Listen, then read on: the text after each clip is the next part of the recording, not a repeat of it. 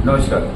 जैसा कि आप जानते हैं कि बहुजन समाज पार्टी की एक रैली, जिसे बहुजन समाज पार्टी रैली नहीं कह रही, एक श्रद्धांजलि सभा कार्यक्रम और खट्टर साहब को श्रद्धांजलि देने के लिए आयोजित एक कार्यक्रम का नाम दे रही है, जबकि हमारे पास जो इनपुट है ये रैली का स्वरूप ले चुकी है।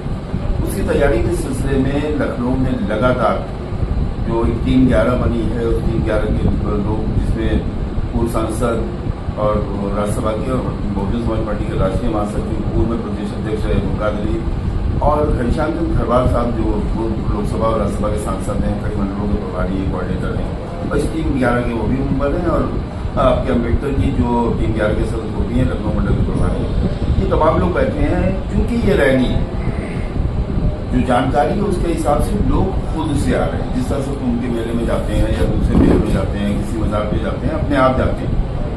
ऐसे में बहुजन समाज पार्टी के लोग, उनके लिए क्या संदेश है, क्या व्यवस्था है, कैसे बसें आएंगी, किस तरफ से जाएंगी, लखनऊ बड़ा शहर है, बड़ी संख्या लोगों की आ रही है, उसकी जानकारी करने के लिए मुमताज अली साहब हमारे साथ बोल रहे हैं। उनके साथ बहुत आपका स्वागत है।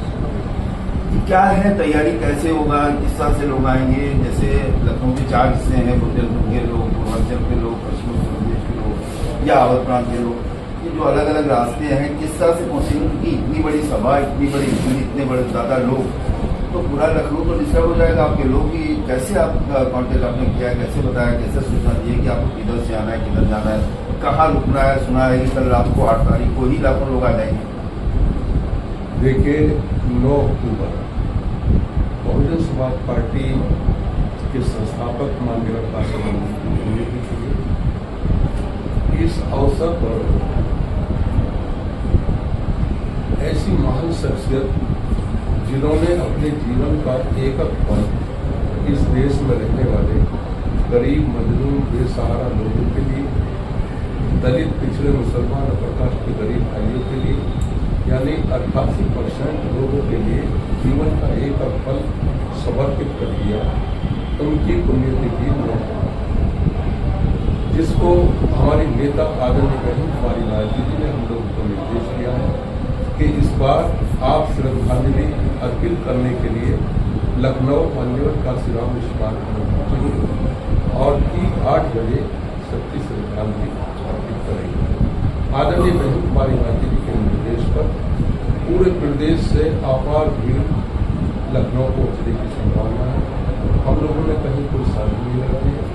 सब लोग अपनी मर्जी से, अपनी इच्छा से इस प्रोग्राम में भाग ले रहे हैं।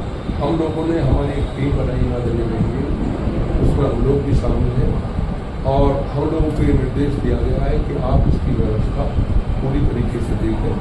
तो हमने जहाँ तक वाहनों का मामला है, चाहे छोटे वाहन हो, बड़े वाहन हो, उसके लिए 5 स्थानों पर पार्किंग की है। उनमें पहले स्थान पर जो पार्किंग की गई है वो माता रमाबाई रेडी स्थल पर की गई है, जहाँ भारी तादाद में हमारे साथी रायबरेली रोड से आने वाले वाहन होंगे और कानपुर रोड से आने वाले वाहन होंगे। इसी प्रकार से जो दूसरी पार्किंग है हमारी, वो दूसरी पार्किंग बुद्ध विहार यानी सारथी वन के पीछे पहली बार तक पहुंचेगी, जिसमें आगरा, अलीगढ़, मेरठ, सहारनपुर, मुरादाबाद, बरेली और उत्तराखंड एवं कन्नौज, फरुखाबाद, इटावा, औरैया जिले के साथी पहुंचेंगे।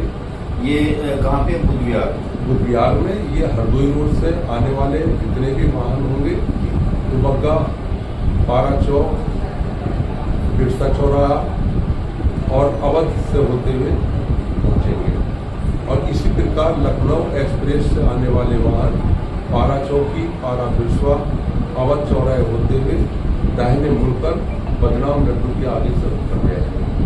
इसी प्रकार से तीसरी जो हमारी बात, सीतापुर रोड इसी में आएगा जी, मैंने अभी बताया, हरदोई रोड, सीतापुर रोड इसी में आएगा। और इसके साथ साथ तीसरी पार्किंग जो हमारी होगी वो माननीय काशीराम स्मारक के आगे बगल में महानगर के पहली बात मध्य रुचि खंड साइड मार्ग पर मंगला बाजार रुचि खंड को बता दें आप जी। अच्छा। यहाँ से हमारे लखनऊ जिला, रायबरेली जिला के वहाँ है। इसके साथ साथ चौथी हमारी पार्किंग जो है, चौथे नंबर की जो हमारी पार्किंग है, वो पार्किंग होगी वृंदावन योजना तेलीबाग लखनऊ। अच्छा, ये फैजाबाद रोड से जो आते हैं वृंदावन योजना वहाँ? हाँ, अयोध्या, देवीपाटन, बस्ती, गोरखपुर, आजमगढ़, वाराणसी सभी निवेश में के साथ ही बनाएंगे।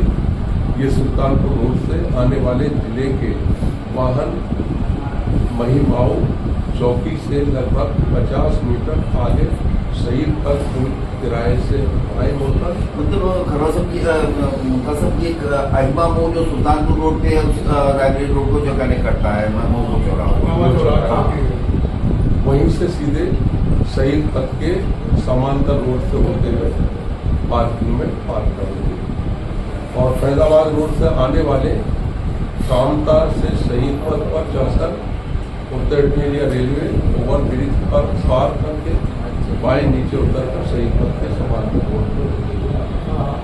इस प्रकार ये चौथी पार्किंग है। पांचवी पार्किंग हमारी होगी मान्यवर काशीराव सांस्कृतिक स्थल के बीच। ये कानपुर बिहार और उन्नाव जिले के वाहन। ये जो हो गया, आपने ये रास्ते बताए कि किस रास्ते से कौन सी वाहन है, तो क्या इन रास्तों पे ये जो आपका आपने जो भी प्रोफार्मा बनाया होगा, जो भी आपके पास कागज तैयार हुआ होगा, ये आपने पुलिस को भी सौंपा है, प्रशासन को भी सौंपा है? हाँ, सिविल शासन से बात हुई है और उन्होंने हम लोगों को पूरा आश्वासन दिया है, पूरा सहयोग करने का आश्वासन दिया है। इसको आपके हर चौराहे पर वो उन्होंने कहा है कि हम चौराहे पर आपके लोग पूरा सहयोग रहेगा। उसके अलावा हमारे GDF के साथ ही जहाँ जहाँ जरूरत होगी वहाँ मतलब स्पेशली लोगों की जो नियुक्तियाँ की गई हैं, तुम यहाँ रहोगे, तुम यहाँ रहोगे, आप यहाँ रहेंगे, आप यहाँ रहेंगे। जी हाँ, वो अभी हम लोगों ने तय कर लिया है और वो लिस्ट हम लोग आपको कल ही बताता हूँ। एक चीज और, इतनी बड़ी रैली को आपने एक्सपेक्ट किया था? आपको लगा था?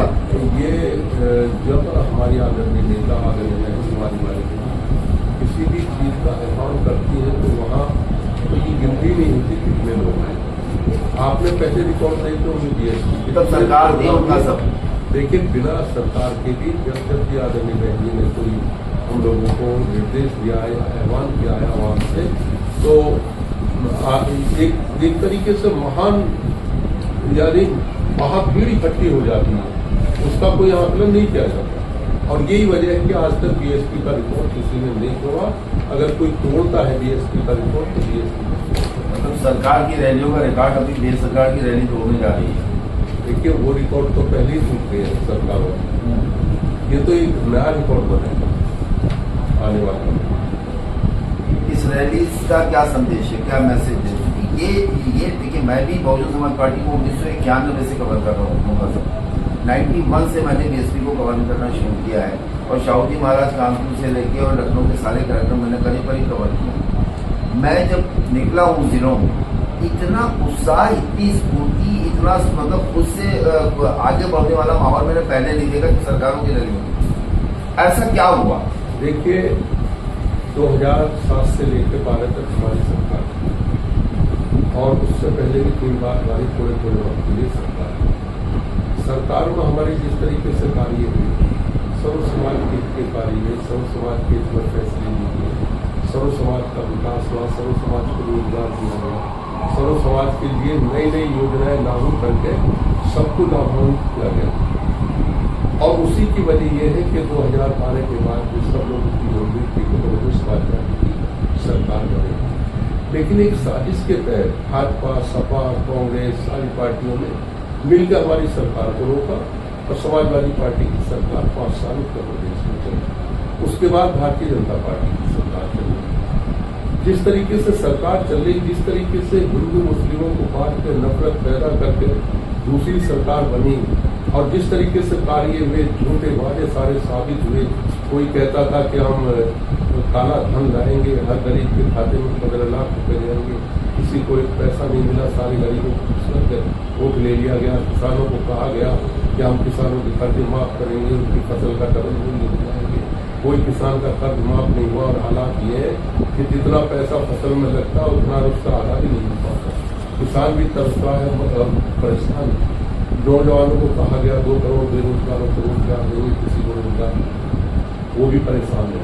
सपा की सरकार आई, उसमें भी किस तरीके के वादे किए गए, हिंदू मुस्लिम दंगे के अलावा कुछ नहीं मिला। आज दोनों सरकारों को देख लिया। आज प्रदेश के कोने कोने से ये आवाज आती है कि अगर सर्व समाज का हिस्सा तो बहुजन समाज का, और उसी की वजह है कि जिस तरीके से दोनों सरकारें चली, सारे लोगों को एहसास हो गया कि इन सरकारों से कोई फायदा नहीं है। एक सरकार दंगा कराती है, एक सरकार दंगा कराती है, एक सरकार हिंदू मुस्लिम पैदा करके सरकार बनाते हैं, और उससे इस प्रदेश की या देश की जनता का कोई भला नहीं होता। अगर भला हो सकता है तो सब लोगों ने ये तय कर लिया, जो लोग भाजपा को हटाना चाहते थे उनके दिमाग में भी आएगी कि हमने 2014 में वोट दिया, 2017 में दिया, 2022 में दिया, 2024 में दिया, नहीं। अगर हरा सकती है तो कांग्रेस को हटा। जो जिताने वाले थे उनके दिमाग में भी आ गया कि झूठे झूठे वादे करके हमने कई बार इनकी सरकार बनवा ली, कोई फायदा नहीं होता। अगर हमारा फायदा होगा तो कांग्रेस भाजपा की सरकार। आज यही वजह बहन जी के जरा से ऐवान पे आज सारे प्रदेश की जनता, सर्व समाज के भाई, हर समाज का व्यक्ति केवल एक ही बात कह रहा कि हम एजुकेशन में पहुंचेंगे तो सफल करेंगे। उनका तो इस सवाल से एक सवाल निकला है, आखिरी सवाल हुआ, क्योंकि असल मकसद हमारा ये था कि लोगों को बताना, जागरूक करना कि कैसे आना है। बहुजन समाज पार्टी का जब खाता खुला था उत्तर प्रदेश में 1989 में, जब बहुजन समाज पार्टी ने 1 दर्जन से ज्यादा विधायक निकाले, तब भी उस विधानसभा में मेरे, जहां तक मेरी याददाश्त है, 3 या 4 एमएलए मुसलमान थे, और जिसमें से 3 पश्चिमी उत्तर प्रदेश से जीत के आए थे, मुरादाबाद से, बिजनौर से, जिसमें शेख सुलेमान भी थे, और जो आपके नेता विधानमंडल दल हुए थे जब मुसलमानों को कोई छूटा नहीं था। मैं ये सवाल कर रहा हूँ कि पश्चिमी उत्तर प्रदेश चूंकि बहुजन समाज पार्टी का, गाजीराम जी जो वहाँ से विशालपुर से चुनाव लड़ चुके, मालती जी वहाँ से एमपी हो चुकी, आप वहाँ से 2 बार राज्यसभा रह चुके, तो वो बहुजन समाज पार्टी का एक गढ़ था। पश्चिमी उत्तर प्रदेश ही बहुजन समाज पार्टी की उत्तर प्रदेश की सरकार का रास्ता तय करता है। क्या माहौल है पश्चिमी उत्तर प्रदेश में? क्या पश्चिमी उत्तर प्रदेश में वो माहौल जो बहुजन समाज पार्टी के पक्ष में पहले था वो अब दिखाई देता है? देखिए, निश्चित तौर पे आज के वक्त में वो ही माहौल दिखाई देता है, और उसका कारण ये है कि वो माहौल पश्चिमी उत्तर प्रदेश में भारी तादाद में मुसलमान है, और ज्यादातर सीटों का फैसला मुसलमान है। मुसलमानों के दिमाग में एक बात डाल दी गई, बार बार ये बात डाल दी गई, भारतीय जनता पार्टी की तरफ से भी, समाजवादी पार्टी की तरफ से भी एक माहौल पैदा ये किया गया कि अगर भारतीय जनता, क्योंकि मुसलमान चाहता भारतीय जनता पार्टी को हराना, तो उनके दिमाग में बार बार ये बात डाली गई कि भारतीय जनता पार्टी को हरा सकती है तो समाजवादी पार्टी कांग्रेस गठबंधन नहीं कर सकती। लेकिन उसका नतीजा न 2014 में निकला, न 17 में निकला, न 22 में, न 24 में निकला। तो आज मुसलमान पूरी तरीके से ये मान बैठा है कि अगर हम अपना वोट 2014 तो एसपी के 2014 के वोट में मिलाया जाए, 17 के में मिलाया जाए, 22 के में मिलाया जाए, 24 के में मिलाया जाए, तो भारतीय जनता पार्टी की हुकूमत किसी भी हालत में नहीं बन सकती। तो अब उनके दिमाग में आएगा कि भारतीय जनता पार्टी को लगता है तो हमें बहुजन समाज पार्टी को साथ। इसका मकसद ये भी नहीं गई है। और 4 बार की सरकार में जिस तरीके से सरकार चली, मुसलमानों का हर तरीके से हुआ, कोई हिंदू मुस्लिम दंगा नहीं हुआ, किसी हिंदू भाई की जान नहीं गई, न किसी मुसलमान की जान गई। और मुसलमान यही चाहता है कि अमन चाहिए। तो आज मुसलमान मन बनाया चुका है कि हम रहेंगे। कोई और संदेश अपने कार्यकर्ताओं के लिए? कार्यकर्ताओं के लिए हमारा पूरे प्रदेश में और कुछ हमारे दूसरे प्रदेश से भी हमारे साथी आए हैं, सबके लिए संदेश है कि आदरणीय बहन जी ने हम लोगों को के लिए आह्वान किया है कि सबकी संविधान को करने के लिए माननीय काशीराम स्मारक में पहुंचे। तो हमें उम्मीद है कि हमारे कार्यकर्ता आदरणीय बहन जी के इस आह्वान का पालन करेंगे। बहुत बहुत शुक्रिया मुख्तार।